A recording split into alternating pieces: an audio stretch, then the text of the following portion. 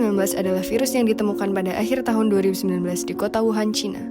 Virus yang langsung membludak tanpa ampun, membuat negara manapun kewalahan untuk menanganinya. Beratus-ratus ribu korban jatuh bergelimpangan. Berbagai upaya pun sudah dilakukan pemerintah, namun tak kunjung juga terselesaikan. Mulai dari lockdown hingga PSBB yang menuai berbagai keluhan. Mulai dari perekonomian negara yang kian hari kian menurun, hingga kegiatan pembelajaran di sekolah yang makin semrawut. Hal itu kemudian membuat pemerintah kembali memutar otak, merumuskan kebijakan yang sekiranya ideal bagi pemulihan ekonomi dan penekanan laju penularan. Pemerintah Indonesia berupaya untuk secara bertahap membuka kembali toko, UMKM, kantor, sekolah, dan tempat umum lainnya. Tetapi tentu saja tetap dengan memperhatikan protokol kesehatan. Hal inilah yang kemudian dikenal dengan istilah new normal. Lantas, apakah kebijakan baru ini mampu mengurangi korban atau malah sebaliknya? Apa saja pro kontra yang dapat disimpulkan? Mari kita simak. Menurut data yang dilansir oleh laman covid19.go.id, penularan COVID justru meningkat pasca new normal ini. Padahal untuk fasilitas kesehatan yang dimiliki Indonesia masih terbilang kurang memadai. Hal ini bisa mengakibatkan diagram tingkat kematian yang disebabkan oleh COVID semakin naik.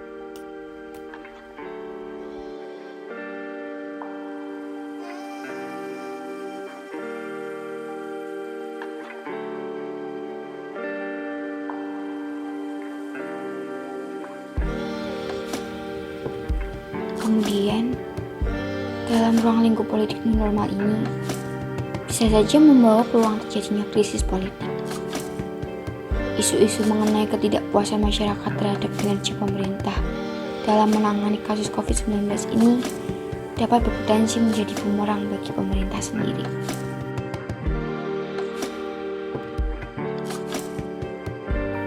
Yang mana isu-isu tersebut dapat dipolitisasi oleh oknum-oknum yang tidak bertanggung jawab untuk menjatuhkan pemerintah.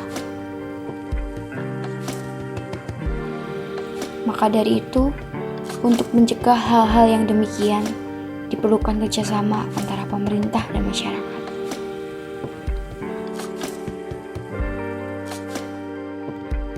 Sedangkan jika masyarakat awam ditanya mengenai pemberlakuan kebijakan ini, mereka cenderung akan menjawab senang dan semangat untuk memburuk effort.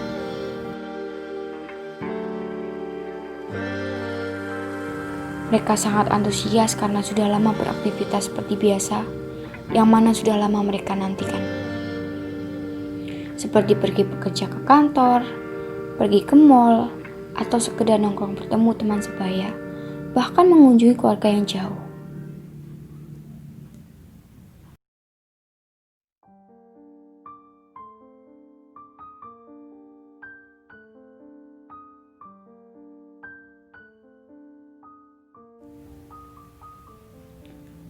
Pendapat serupa juga dikemukakan oleh sebagian mahasiswa.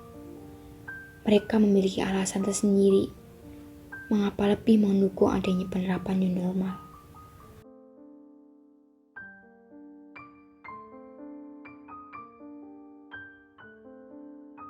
Rasa bosan dan tekanan psikologis di rumah saja membuat mahasiswa bersiap dalam menghadapi new normal.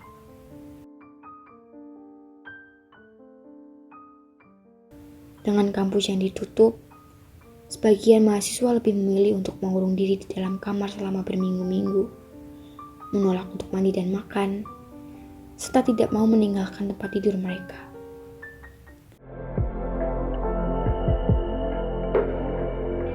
Hal ini sangat memperjelas bahwa sekolah dari rumah bisa memperburuk kesehatan mental.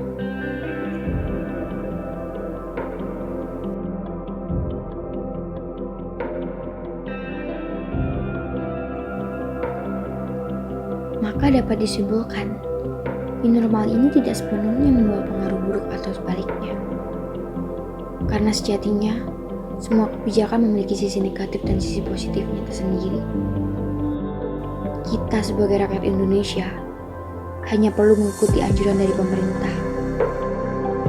Sedangkan dari sisi pemerintah, sudah sepatutnya meningkatkan dan mengedepankan protokol kesehatan bagi warga masyarakatnya. Jadi, tidak hanya terfokus pada pemulihan ekonominya saja.